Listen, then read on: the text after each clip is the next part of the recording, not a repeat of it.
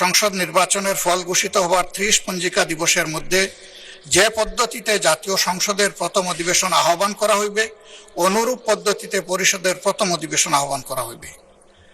আমার বিষয়টা এখানে কনসার্নের। আজকে 30তম পঞ্জিকা দিবস, কিন্তু এর মধ্যে এই অধিবেশন আহ্বান করা হয়নি।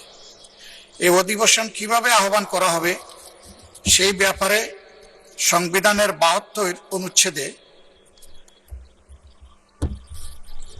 নির্দেশিকা রয়েছে।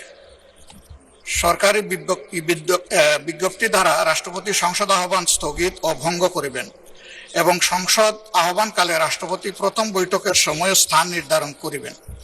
তবে আরও শর্ত থাকে যে এই দফার অধীন তাহার দায়িত্ব পালনে রাষ্ট্রপতি প্রধানমন্ত্রী কর্তৃক লিখিতভাবে প্রদত্ত পরামর্শ অনুযায়ী কার্য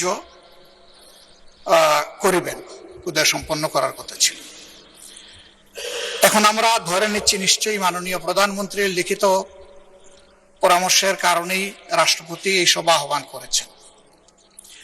এবং এখানে বাকি যে অর্ডারগুলো আছে সেই জায়গায় পরিষ্কার বলা হয়েছে যে পদ্ধতিতে সংসদের প্রথম অধিবেশন আহ্বান করা হবে ঠিক একই পদ্ধতিতে সংবিধান সংস্কার পরিষদেরও সভা আহ্বান করা হবে।